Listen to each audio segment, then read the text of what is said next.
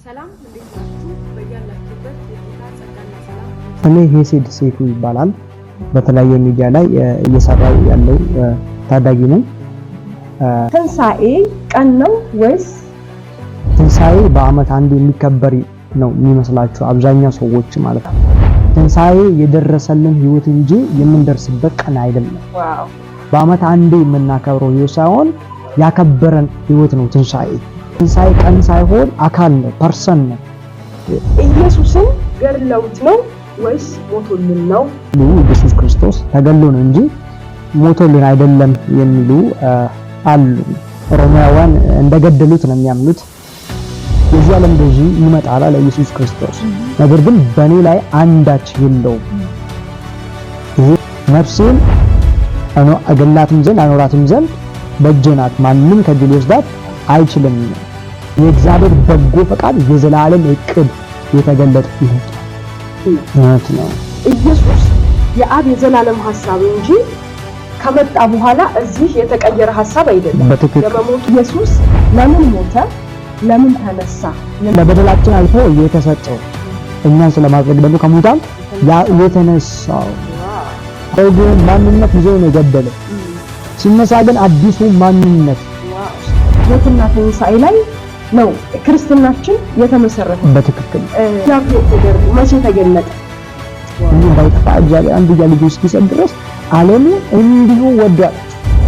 እግዚአብሔር እንደወደደኝ ያወቅኩት ኢየሱስ ክርስቶስ መስቀል ላይ ለምን እንደተሰቀለ የገባኝ ቀን ነው።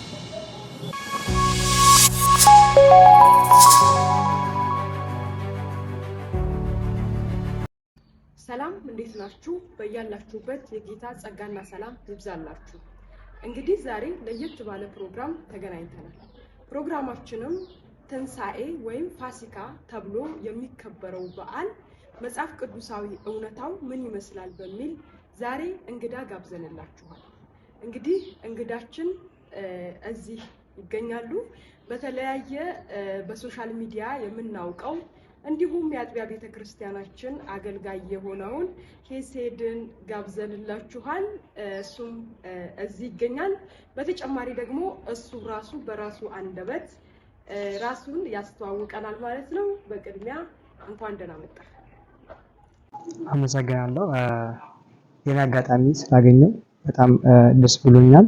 ከአንቺ ጋር ይህን ፕሮግራም ስላገኘው በጣም እጅግ አመሰግናለሁ። እንደተናገርሽው በአንዲት አጥቢያ ውስጥ የማገለግል የጌታችን የኢየሱስ ክርስቶስ ባሪያ ነኝ። ስሜ ሄሴድ ሴፉ ይባላል። በተለያየ ሚዲያ ላይ እየሰራው ያለው ታዳጊ ነኝ።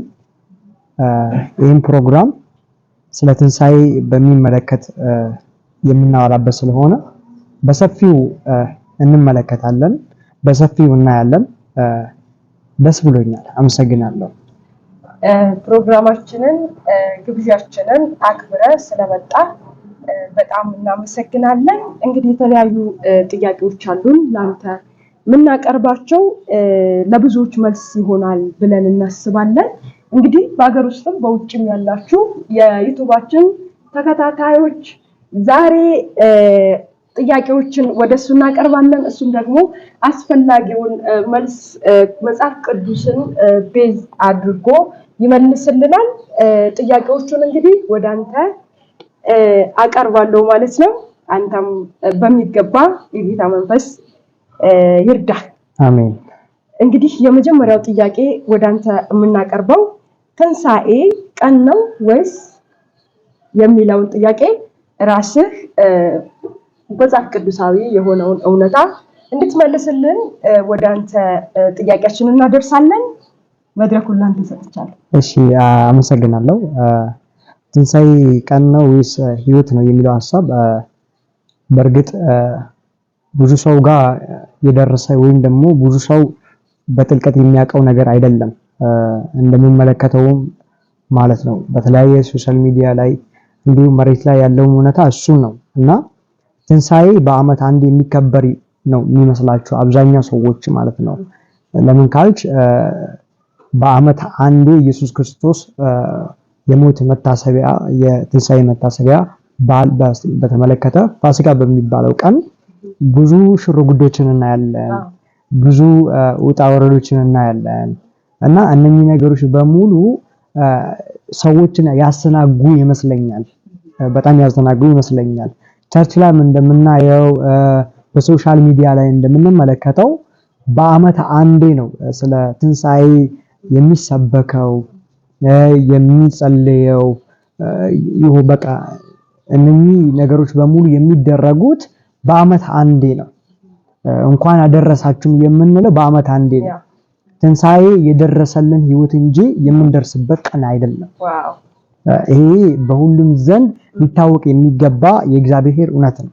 የእግዚአብሔር እውነት ነው። የእግዚአብሔር ከመጽሐፍ ቅዱስ ለኛ የሰጠው እውነት ስለሆነ ሊታወቅ ይገባል። ስለዚህ ትንሣኤ ቀን ነው ህይወት ነው የሚለው ነገር ሊታወቅ ይገባል። ይሄ በትክክል ሊታወቅ ይገባል። ሰዎች ጋር ሊደርስ ይገባል። በአመት አንዴ የምናከብረው ህይወት ሳይሆን ያከበረን ህይወት ነው ትንሣኤ። ህይወት የሰጠን ነው ትንሣኤ።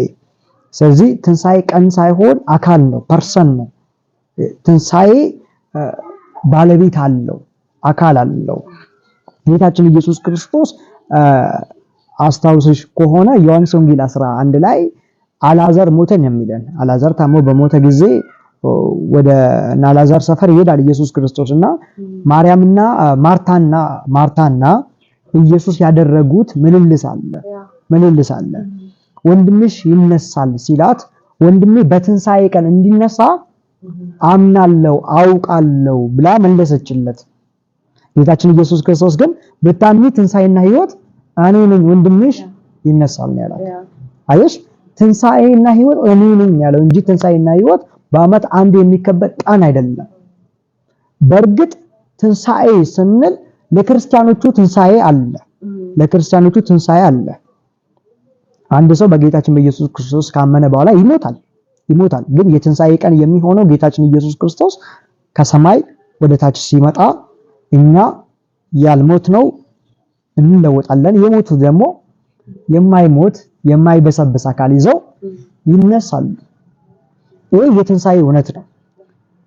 ትንሣኤን ግን ቀን ብለን ልንሰይም ወይም ደግሞ ልናከብር ሳይሆን ያከበረን ህይወት ነው። ትንሣኤ ህይወት የተቀበልንበት ህይወት ነው። ይናገራል መጽሐፍ ቅዱስ ቆሮንቶስ ላይ ኢየሱስ ክርስቶስ ላንቀላፉት እንደ በኩራት ሆኖ ተነስቷል። ኢየሱስ ክርስቶስ ሙታን መካከል የለም። ስለዚህ ትንሣኤ በአመት አንዴ የምናከብረው ሳይሆን ዘላለም ነው። ራሱ ኢየሱስ ክርስቶስ ፐርሰን ነው፣ ባለቤት አለው። ራሱ ኢየሱስ ነው። ስለዚህ ኢየሱስን ልናየው፣ ኢየሱስን ልንመለከተው ይገባል። በአመት አንዴ ልናስታውስ አይገባም። እና በአማኙ ማህበረሰብ መካከል ስንመለከት ብዙ ጊዜ በአመት አንዴ ነው ስብከት የሚሰበከው። ስለ ትንሣኤ ስብከት አንዴ ነው የሚሰበከው። በቃ ኢየሱስን የሚያስታውሱት እንደሞተና ከሙታን እንደተነሳ በአመት አንዴ ነው የሚያስታውሱት። በፍጹም ግን ይሄ ሊሆን አይገባም። ትንሣኤ ቀን ሳይሆን ባለቤት ያለው ራሱ ኢየሱስ ክርስቶስ ነው እና እንደዛ ይመስለኛል።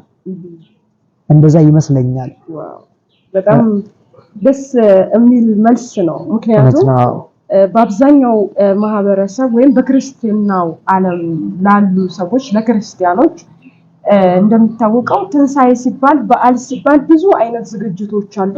ነገር ግን ትንሣኤ ከዛ ያልፋል። ትንሣኤ ህይወት ነው። እውነት አንተ እንዳልከው ለተመልካቾቻችን ትክክለኛውን ምላሽ ስለ ትንሣኤ እንዳገኛችሁ ተስፋ እናደርጋለን። ምክንያቱም መጽሐፍ ቅዱሳዊ ሐሳብ ስለሆነ በጣም ደስ የሚል መልስ ነው የሰጠህን። ስለዚህ ትንሣኤ እኔ ነኝ አይደለ ኢየሱስ አንተ እንዳልከው ትንሣኤ እውነትም ትንሣኤ ኢየሱስ ነው። እውነት ነው። ስለዚህ ትንሣኤ የሚከበር ህይወት ነው። እውነት ነው። ኢየሱስ ጌታ ነው። አሜን። ዛሬ ደስ የሚል ጊዜን እያሳለፍን እንገኛለን። እነዚህ የምናወራቸው ነገሮች ደስ የሚሉ መጽሐፍ ቅዱሳዊ የሆኑ በተጨባጭም መረጃም ማስረጃም ያላቸው ትክክለኛ እውነቶች ስለሆኑ በዚህ እውነት ደግሞ ደስ ይለናል።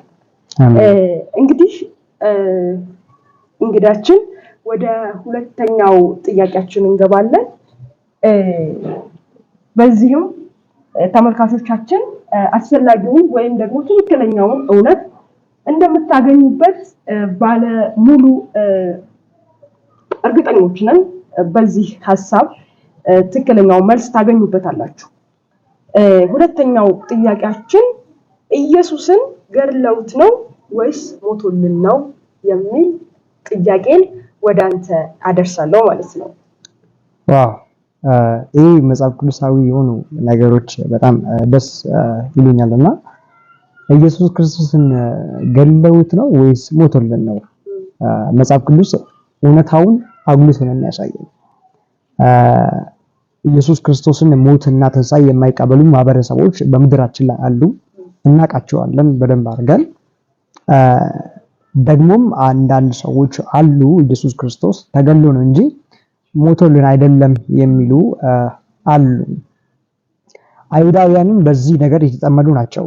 ሮማውያን እንደገደሉት ነው የሚያምኑት። አቅማቶ የሞተ የንግስና መንገድን ፈልጎ ግን ንግስናን በሮማውያን እጅ ያጣ የሆነ ተራ ወንበዴ ተራ ወጣት አድርገው ነው የሚቆጥሩት ኢየሱስ ክርስቶስን። እና ግን መጽሐፍ ቅዱሳዊ እውነታው ምንድነው? የእግዚአብሔር እውነት ስለ ኢየሱስ ክርስቶስ ሞትና ትንሣኤ ምንድነው የሚናገረው? በተለይ ስለ ሞቱ ምንድነው የሚያወራው ብለን ስንጠይቅ ዮሐንስ ወንጌል 14:30 ላይ የዚህ ዓለም ገዢ ይመጣል አለ ኢየሱስ ክርስቶስ፣ ነገር ግን በኔ ላይ አንዳች የለውም። ይሄ ማለት ኢየሱስ ክርስቶስ አስገድደውት ሳይሆን የገደሉት ራሱን ነፍሱን አሳልፈው ሰጥተው ነፍሴን አገላትም ዘንድ አኖራትም ዘንድ በእጄ ናት፣ ማንም ከእጄ ሊወስዳት አይችልም። ኢየሱስ ክርስቶስ በራሱ ላይ ሙሉ ስልጣን እንዳለው ራሱ በራሱ ተናግሯል። ኢየሱስ ክርስቶስ ሞቶልን ነው እንጂ ገለውት አይደለም። ሞቶልን ነው እንጂ ገለውት አይደለም። የአብ ተልእኮ ምንድነው? ኢየሱስ ክርስቶስን ወደ ዓለም መላክ ነው። ወደ ዓለም የላከበት ዋናው ምክንያት ደግሞ አንድ ነገር ነው። በሞቱና በትንሣኤው ብዙዎች ከጨለማ ወደ ብርሃን እንዲመጡ ከሞት ወደ ሕይወት እንዲሻገሩ ነው። ይሄ ደግሞ የሆነው በእነሱ አስገዳጅነት የተደረገ በኢየሱስ ክርስቶስ ላይ የግድያ እርምጃ ሳይሆን የእግዚአብሔር በጎ ፈቃድ የዘላለም ዕቅድ የተገለጠ እውነት ነው። የተገለጠ እውነት ነው። ለምን? እግዚአብሔር ከዘፍጥረት ምዕራፍ 3 ጀምሮ የተናገረው ተስፋ ስለሆነ የእባቡን ራስ የሚቀጠቀጥበት መንገድ ኢየሱስ ክርስቶስ በመግደል ኢየሱስ ክርስቶስን ከሙታን በማስነሳት ስለሆነ ይሄ የእግዚአብሔር አብ የዘላለም ዕቅድ እንጂ የሰዎች የግድያ ድርጊት አይደለም። የግድያ ድርጊት አይደለም። ኢየሱስ ክርስቶስ ራሱ ተናግሯል። ከአባቴ ዘንድ አንድ ጭፍራ መላእክትን ብለምን ብዙ ነገር ማድረግ ይችላልው። ጲላጦስ ፈታን አስርም ዘንድ ስልጣን እንዳለኝ አታውቅም ብሎ ሲጠይቀው አይተሻል ከሆነ ልትፈታኝም ልታስረኝም በእኔ ላይ አንዳች የለም ከሰማይ ካልተሰጠ በቀር ብሎታል። ጉዳዩ ምንድነው? የኢየሱስ ክርስቶስ ሞት ከሰማይ እንጂ ከምድር አይደለም። ከምድር አይደለም፣ ከሰማይ ነው። ስለዚህ መልሱ ምንድነው? እውነታው ምንድነው? ኢየሱስ ክርስቶስ ሞቶልን እንጂ ገለውት አይደለም። ሞቶልን ነሱ። ለምን? የእግዚአብሔር ተስፋና የእግዚአብሔር ትንቢታዊ ቃል ይጸና ዘንድ ኢሳይያስ ትንቢተ ምዕራፍ 53 ላይ በተናገሩት መሰረት ኃጢአታችን ሊሸከም ስለሚገባ ዮሐንስ ወንጌልም ላይ ሙሴ በምድረ በዳ እባብን እንደሰቀለ የሰው ልጅም ይሰቀል ዘንድ ይገባል። ስለዚህ ይሄ ሁሉ በእግዚአብሔር ፍቃድ የተደረገ ነው፣ የተወሰነ ነው። አይተሽ ከሆነ ፍቃድ ከሆነ እቺ ጽዋ ከኔ ትለፍ ብሎ ኢየሱስ ክርስቶስ ለምን እናገኛለን? ለምንድን ነው? በእግዚአብሔር ፍቃድ የተደረገ ጉዳይ እንጂ የግድያ ጉዳይ አይደለም። ስለዚህ ኢየሱስ ክርስቶስ ሞቶልን ነው፣ ገለውት አይደለም። በእርግጥ እነሱ ገደል ነው ሊሉ ይችላሉ። እሱ ግን ሞትኩላችሁ ነው እያለ ያለው። ይሄ የእግዚአብሔር እውነት እና መጽሐፍ ቅዱሳዊ የሆኑ እውነታዎች አሉ ስለ ኢየሱስ ክርስቶስ ሞት። ስለ ኢየሱስ ክርስቶስ ሞት መጽሐፍ ቅዱሳዊ እውነቶች አሉ። እነኚህ ናቸው። በእግዚአብሔር ፍቃድ ተላልፎ ስለመሰጠቱ፣ ነፍሱን አሳልፎ ስለመስጠቱ፣ እኛ በእርሱ ሆነን የእግዚአብሔር ጽድቅ እንሆን ዘንድ እሱ ስለኛ ኃጢአት ሆነ ነው የሚለው። ስለዚህ ራሱን ያደረገው እንጂ እኛ ሄደን አልሰቀልነው ወይም ደግሞ እነዛ ሮማውያን ወታደሮች የአይሁድ ቅናተኞች ፈሪሳውያን ሰዱቃውያን በይሁዳ አሳልፈው በመስጠት በመቀበልና በመሸጥ የተደረገ ነገር ሳይሆን የእግዚአብሔር የዘላለም እቅድ ነው። ይሄ የእግዚአብሔር ሐሳብ ስለሆነ ልንተላለፍ አይገባም። ቅዱሳን የኢየሱስ ክርስቶስ ሞትና ትንሣኤ በዚህ ላይ የጸና ስለሆነ እና እንደዛ ይመስለኛል። ለምሳሌ የማምንበትም እርግጠኛ የሆንኩበትም ስለሆነ እና በዚህ መሰረት ነው ልንቀጥልና ከእውነታው ጋር ልንስማማ የሚገባው። ይሄ ሐሳብ በእውነት በጣም ደስ የሚል ሐሳብ ነው። ያብራራህበት መንገድ ለብዙዎች ዕውቀትን መቀየር ወይም ደግሞ ትክክለኛው መረዳት እንዲኖራቸው የሚያደርግ ነውና ኢየሱስን አዎ ገድለው ሳይሆን ሞቶልን ነው። እውነት ነው። ኢየሱስ የአብ የዘላለም ሐሳብ እንጂ ከመጣ በኋላ እዚህ የተቀየረ ሐሳብ አይደለም። የመሞቱ ጉዳይ ሲመጣም ሊሞትልን ነው የመጣው በትክክል እና እንግዲህ ተመልካቾቻችንም ትክክለኛውን መረዳት ያገኛችሁ ይመስለናል። መጽሐፍ ቅዱሳችንም እንደሚለን ኢየሱስ ገድለው ሳይሆን የዘላለም የእግዚአብሔር ሐሳብ እርሱ እንዲሆን ሐሳቡ እንዲሆን ነው ኢየሱስ የመጣውና ትክክለኛውን መጽሐፍ ቅዱሳዊ እውነት እንደጨበጣችሁ ተስፋ እናደርጋለን። በዚህ ዙሪያ ያላችሁንም ደግሞ በጥያቄዎቻችንም ላይ በተነሱት ሐሳቦች ላይ ሐሳብ አስተያየታችሁንም በዛው ታጋሩናላችሁ። እስከመጨረሻው አብራችሁን ሁሉ ገና አልጨረስንም። ብዙ የምናነሳቸው ሐሳቦች አሉ። ላይክ፣ ሼር፣ ሰብስክራይብ እንዳይረሳ። ሁላችሁም አብራችሁን ሁሉ ገና ጥያቄዎቻችን እንደቀጠሉ ናቸው። የሚገራርሙ ጥያቄዎች አሉ። በዚህ ላይ ደግሞ እንግዳችን በሚገባ መጽሐፍ ቅዱሳዊ የሆነው እውነት ያስረዳናል፣ ያስተምረናል እና ትክክለኛውን እውነት በዚህ ህይወታችን እንድንመራ ይረዳናል ማለት ነው። ወደ ሌላኛው ቀጣይ ጥያቄያችን እናልፋለን። እንግዲህ እንግዳችን ወደ ሶስተኛው ጥያቄያችን እናልፋለን። ሶስተኛውም ጥያቄያችን ኢየሱስ ለምን ሞተ፣ ለምን ተነሳ የሚል ጥያቄን ወደ አንተ አቀርባለሁ። በእውነት በጥያቄዎቹ ራሱ እኔ ራሱ እየተደነኩ እየተሰራው እየተገረምኩ ነውና የሚገራረሙ ጥያቄዎች ነው ወደ እኔ እየመጡ ያሉትና ይሄ ደግሞ መጽሐፍ ቅዱሳዊ እውነትና የእግዚአብሔር ሐሳብ ነው። በጣም የሚደንቅ ስለሆነ ማለት ነው። ጌታ የተባረከ ይሁን። ይሄንን የሚነግረን ሮሜ ምዕራፍ 4 ቁጥር 24 ላይ ያለው ሐሳብ ነው። በጣም አስረግጦ ይነግረናል። ይሄንን ኢየሱስ ክርስቶስ ለምን ሞተ፣ ኢየሱስ ክርስቶስ ለምን ከሙታን ተነሳ የሚለውን ሐሳብ ግዴታ ልናቅ ይገባል። ግዴታ ልንረዳ ይገባል። አንድ ክርስቲያን ህይወቱ መዳኑ የተመሰረተው ሞቱና ትንሣኤው ላይ ስለሆነ እነዚህ ነገሮች በትክክል ሊያውቅና ሊረዳ ይገባል፣ ሊያያቸው ይገባል። ለምን ድህነቱ ዘላለሙ የተመሰረተው እዛ ጋር ስለሆነ እግዚአብሔር የሰራው ስራ ሞቱና ትንሣኤው ጋር ስለሆነ ማለት ነው። ሞቱና ትንሣኤው ጋር ትልቅ የሆነ ስራ አለ።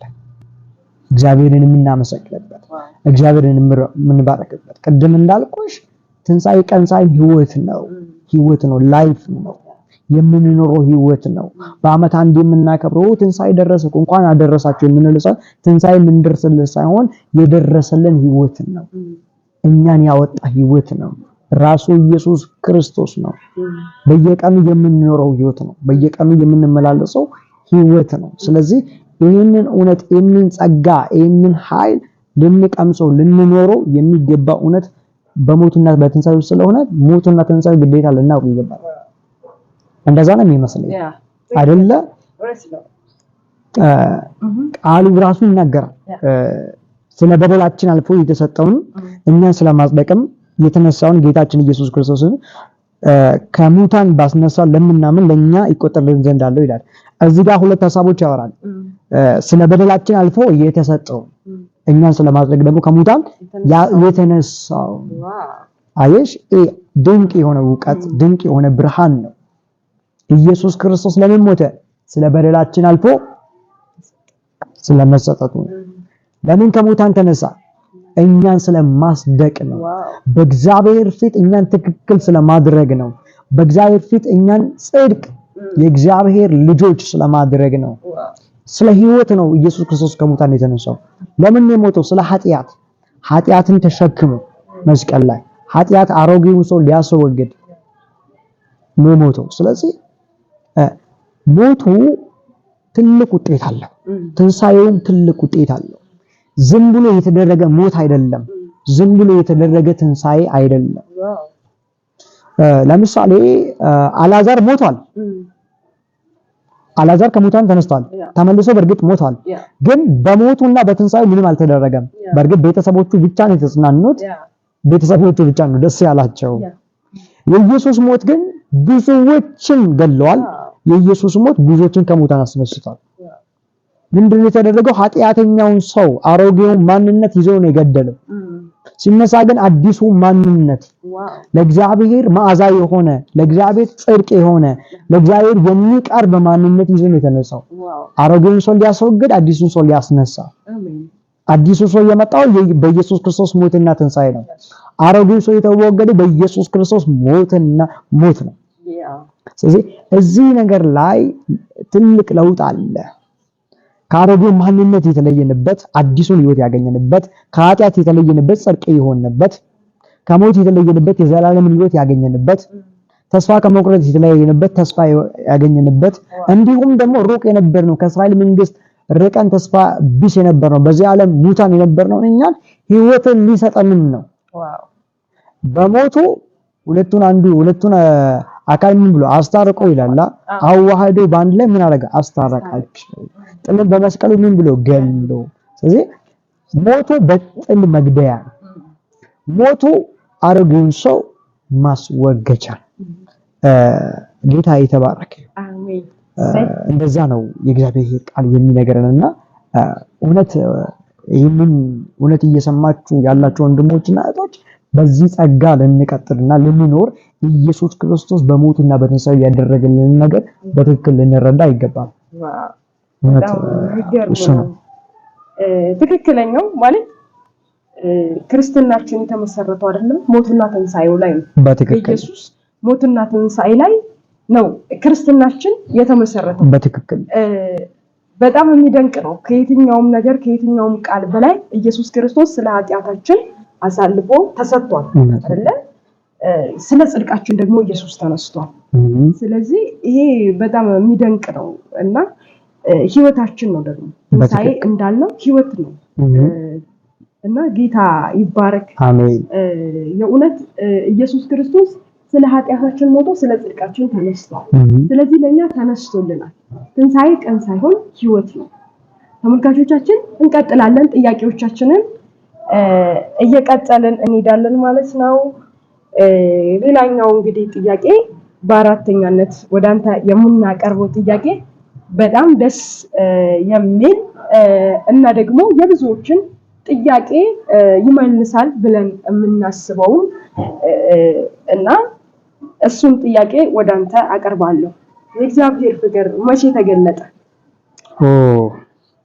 ሃሌሉያ አሜን። እውነት ነው። የእግዚአብሔር ፍቅር መቼ ተገለጠ? ይህ የእግዚአብሔር ትልቅ የሆነ አጀንዳ ነው።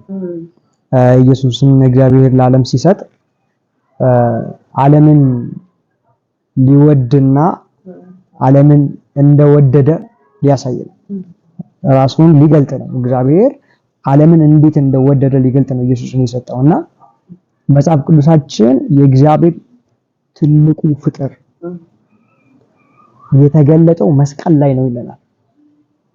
መስቀል ላይ ኢየሱስ ክርስቶስ ሲሰቀል እግዚአብሔር ሰውን እንዴት እንደሚወድ ገለጠ።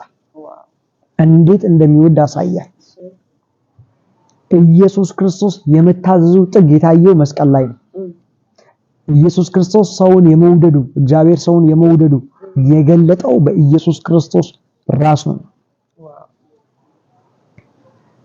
እግዚአብሔር ይላል ሙሴ ዮሐንስ ወንጌል 6:3-14 ላይ ምን ይላል? ሙሴ በምድረ በዳ እባብን እንደሰቀለ የሰው ልጅም እንዲሁ ሊሰቀል ይገባል፣ እርሱ የሚያምን የዘላለም ሕይወት ይኖረው ዘንድ እንጂ እንዳይጠፋ እግዚአብሔር አንድያ ልጁን እስኪሰጥ ድረስ ዓለሙን እንዲሁ ወዷል። ሞቱና የእግዚአብሔርን መውደድ ያገናኛል። መስቀልና ፍቅር አይለያዩም። መስቀልና ፍቅር አይለያዩም። ኢየሱስን የሰጠ ቀን ማለት ኢየሱስን መስቀል ላይ የተሰቀለ ቀን የእግዚአብሔር ትልቁ ፍቅር ተገለጠ። ትልቁ የእግዚአብሔር ፍቅር ተብራራ። እውነቴን ነው የምነግራችሁ። እግዚአብሔር እንደወደደኝ ያወቅኩት ኢየሱስ ክርስቶስ መስቀል ላይ ለምን እንደተሰቀለ የገባኝ ቀን ነው። ኃጢአተኛውን ሰው ማን ይወዳል ይላል ጳውሎስ። በደለኛውን ሰው ማን ይሞትለታል? ለቸር ሰው ሊሞት የሚገባ አለ። ለመልካም ሰው ሊሞት የሚገባ አለ። ኃጢአተኛውን ሰው ማን ይሞትለታል? ግን ይላል ዘመኑ ሲደርስ ክርስቶስ ኢየሱስ ለኃጢአተኞች ምን ብሏል? ሞቷል። በዚህ ምክንያት እግዚአብሔር ለኛ ያለው ፍቅር ያስረዳል። ተረዳል። ሮሜ ምዕራፍ 5 ቁጥር 5 ጀምሮ ሲናገር በተሰጠን በመንፈስ ቅዱስ በልባችን ስለፈሰሰው ስለ እግዚአብሔር ፍቅር አያሳፍር የማያሳፍር ፍቅር ልባችን ላይ ፈሷል። የማያሳፍር መውደድ፣ እኛን ያነጸ መውደድ፣ እኛን የቀየረ መውደድ በልባችን ላይ ፈሷል። ይህ የእግዚአብሔር የተገለጠ ፍቅር ነው። እግዚአብሔር እንዴት እንደወደደ ማወቅ ከፈለክ መስቀል ነው ማየት ያለብን። መስቀል ላይ የተደረገው ማየት አለብን። ተመልከት፣ ኢየሱስ ክርስቶስ ራቁቱን ሲገረፈለ ፍቅር ነው። ተመልከት፣ ራሱን መስቀል ላይ ሲያሰቅል። ለምን? መስቀል የወንበዴዎችና የኃጢአተኞች ምን መቃጣጫ ነው፣ የሚቀጡበት ነው። ኢየሱስ ክርስቶስ እንደዛው ነው መስቀል ላይ ለወንበዴዎችና ለኃጢአተኞች በአዳም ዘር ለወደቁት በሙሉ ምን ያደረገው የተሰቀለው። ስለዚህ እግዚአብሔር ሮሜ ላይ ዮሐንስ ወንጌል ላይ እንደሚነግረን መስቀል ላይ የተሰቀለ ቀን ኢየሱስ ክርስቶስ የእግዚአብሔር ፍቅር ምን አደረገ? ተገለጠ። ኢየሱስ ሲሰቀል እግዚአብሔር ፍቅሩን እያስረዳ ነበር፣ ፍቅሩን እያብራራ ነበር፣ ፍቅሩን እያስረዳ ነበር። ሰው ኢየሱስን ሳይ እግዚአብሔር ፍቅር እንደሆነ ነው የሚረዳው። እሱ ግን በትልቅ ስህተት በትልቅ ውድቀት ውስጥ እንዳለ ያውቃል። በዛ በትልቅ ስህተት ውስጥ ያለውን ሰውዬ የሚያወጣው የእግዚአብሔር ፍቅር ተገለጠ። እኔ ከምወደው ቃል ውስጥ ዮሐንስ መልእክት ሲናገር እንደዚህ ይላል፣ እግዚአብሔር እኛ እንደወደድነው ሳይሆን እሱ እኛን እንደወደደ። ፍቅር እንደዚህ ነው ብሎ የሚጀምረው ጭራሽ ፍቅር እንደዚህ ነው። ፍቅር እንደዚህ ነው። እንዴት? እሱ እኛን እንደወደደ ስለ ኃጢአታችን ማስተሰሪያ ይሆን ዘንድ ልጁን ኢየሱስ ክርስቶስን አሳልፎ እንደሰጠ እንጂ እኛ እሱን እንደወደድነው አይደለም። ፍቅር ከኛ የሚጀምር ሳይሆን ከክርስቶስ የሚጀምር በመስቀል የተብራራ የእግዚአብሔር እውነት ነው። በመስቀል የተገለጠ የእግዚአብሔር እውነት ነውና ይሄን እውነት ይሄን ጸጋ ተባረኩበት። እውነት ተመልካቾቻችን ይሄ ጸጋ ይሄ እውነት ትልቅ ነው። እግዚአብሔር ይወዳቸዋል። በድካም ውስጥ በስህተት ውስጥ በተለያየ ውድቀት ውስጥ ያለ ሰው ሊሆን ይችላል አሁን እየተመለከተ ነው ያለው። እግዚአብሔር እንደሚወዳችሁ ልንገራችሁ፣ ነፍሱን እስከ መስጠት ድረስ ወዷችኋል። ይሄ ሁሉ ለኛ ድካምና ለኛ ስህተት የተደረገ እግዚአብሔር ትልቅ ፍቅር የተብራራ እውነት ነው እና ዛሬ ነፍሳችሁን በዚህ እውነት አሳርፉ። የሚያስጨንቃችሁን በሙሉ በጌታ ላይ ጣሉ። ጌታ ቅርብ ነው በነገር ሁሉ። በጌታ ሁሉ ጊዜ ደስ ይበላችሁ። ጌታ ቅርብ ነው በነገር ሁሉ። አይምሮን የሚያልፍ የእግዚአብሔር ሰላም ልባችሁን ይሞላል። እግዚአብሔር ፍቅር ነው። እሱ ወዷቸዋል፣ አስቀድሞ ወዶናልና አሜን። እኛ ደግሞ እንወደዋለን። ጌታ ይባረክ። አሜን። የሚገርም ነው የእግዚአብሔር ፍቅር። እግዚአብሔር ካለው ላይ አይደለም አይደል የሰጠን፣ ያለው ነው። እውነት ነው። አንድ ልጁን በመስቀል ላይ ተው። እግዚአብሔር መስቀል ላይ ነው አይደል ኢየሱስን የተወው። በትክክል ኢየሱስ በብዙ ቦታዎች ላይ አባቴ ከኔ ጋር ነው፣ አባቴ ይሰራል እያለ በወንጌላት ላይ ይናገር ነበር። አንድ ጊዜ ግን መስቀል ላይ ኢየሱስ ሲሰቀል እግዚአብሔር በሱ ላይ ፊቱን አዞረ። እውነት ነው። እግዚአብሔር ለኃጢአት ተሰጠ አይደል ኢየሱስ። በትክክል እግዚአብሔር ካለው ላይ አይደለም የሰጠን። ብዙ ልጆች ሞት አንዱን አይደለም የሰጠን። እግዚአብሔር ያለውን የመጨረሻ አቅሙ ልጁን ነው የሰጠን። አሜን። ጌታ ይባረክ። አሜን። ይሄ የተሰጠን ስጦታ በጣም ትልቅ ነው። በትክክል ኢየሱስ ለኛ ነው በመስቀል ደም ግባቱን ያጣው። መስቀል ላይ ሲወጣ ደም ግባቱን አጣ። አሜን። ስለዚህ ኢየሱስ ትንሳኤያችን ነው። አሜን። ህይወታችን ነው። አሜን። ይባረክ። ሰይ በጣም የሚደንቅ ነው የእውነት። በጣም የእግዚአብሔር ፍቅር የሚገርም ነው ማለት በቃ ያለውን ነው የሰጠንና ይሄ ትክክለኛ እግዚአብሔር ፍቅሩን መች ገለጠ የሚለው ጥያቄ እንግዲህ በመስቀል ላይ ፍቅሩን ገልጧል ማለት ነው። እንግዲህ ተመልካቾቻችን ወደ መጨረሻው ጥያቄያችን እናልፋለን። አብራችሁን እንድትሆኑ በአክብሮት አሁንም በድጋሚ እንጋብዛለን። ሌላኛው የመጨረሻውን ጥያቄ ወደ እንግዳ ያቀርባለው። የመጨረሻው ጥያቄያችን እንግዲህ በአምስተኝነት ላንተ የምናነሳው ጥያቄያችን የኢየሱስ ሞት በሰው እይታና በእግዚአብሔር እይታ ምን ይመስላል የሚል ጥያቄ ወደ አንተ አቀርባለሁ። ዋው እውነት ነው። ይሄ ብዙዎቻችሁ ጋር ያለ ጥያቄ ይመስለኛል።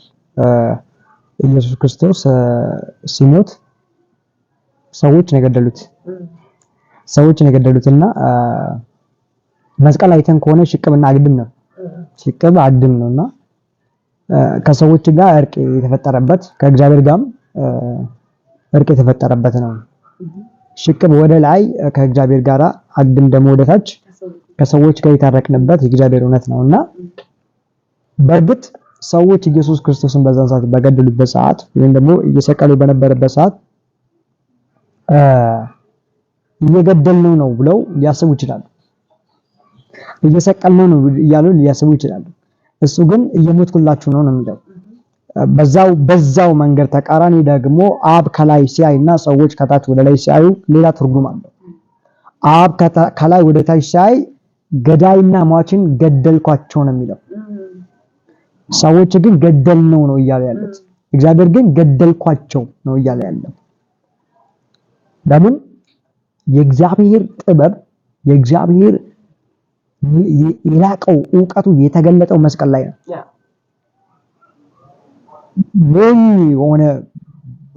በሚመስል መንገድ እግዚአብሔር ትልቁን የሆነ ሚስጥርና ጥበብ ገልጧል። ምን ላይ? መስቀል ላይ። በሰው እይታ ኢየሱስ ክርስቶስ የታመመ እርዳታ የሚያስፈልገው የተጠማ በጣም ደሃ የሆነ ተከታዮቹ ትተውት የሄዱ ሁሉም የተወው አብ እንኳን ዝም ያለው ይመስላል።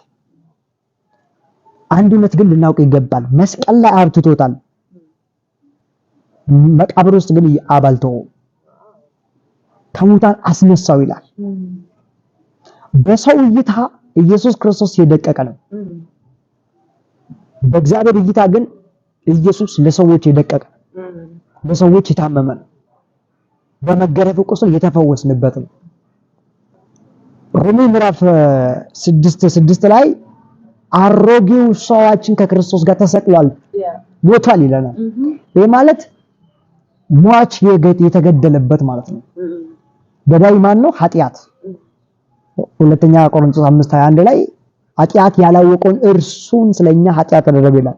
ኢየሱስ ክርስቶስ ፍጹም ኃጢአት የሌለበት እንከን የሌለበት ነገር ግን በሰዎች ዘንድ የደቀቀ ነው ብዬሻለሁ። በጣም የታመመ የሚመስል በጣም የተጎዳ የሚመስል ነው በሰዎች እይታ። ስለ ኃጢአታችን ኃጢአት ሆነና ኃጢአታችንን ተሸከመ። ምንን? ገዳይን። የሞት ሞጊያ ምንድነው? ኃጢአት ነው ይላል። የኃጢአትን የሞትን ሞጊያ ኃጢአትን ምን ያደረገው? ተሸከመው። አሮጌውን ሰው በኃጢአት ምክንያት ሟች ስለነበረ አሮጌውን ሰው ምን ያደረገ? መስቀል ላይ ሰቀለው። ገዳይና ሟች ምን ያደረጉ? ተገደሉ ማለት ሞቱ መስቀል ላይ። የገደለን ኃጢአት ተወገደ። አሮጌው ሰው ሞተ። በክርስቶስ ትንሣኤ ደግሞ አዲስ ሕይወት ተቀበል። አሁን ትልቅ ተስፋና ትልቅ በረከት ውስጥ ነው ያለው። ስለዚህ በሰው እይታ ኢየሱስ ክርስቶስ የታመመ ሊመስል ይችላል። ስታዩት ለምንድን ነው ማይረዳው ሊሉ ይችላሉ። አስታውሳለሁ የሆነ ምሳሌና አንዲት እናት የኢየሱስ ክርስቶስ የፊልም ታሪክ ታያለች እና እነኚህ ሮማውያን ቀያይ የለበሱት ኢየሱስን ሲወግሩት ኢየሱስን ሲመቱት ታያለች እቺ እናትና የሆነ ጊዜ ምን አለች? ወይኔ አገሩ ፖሊስ የለም ወይ?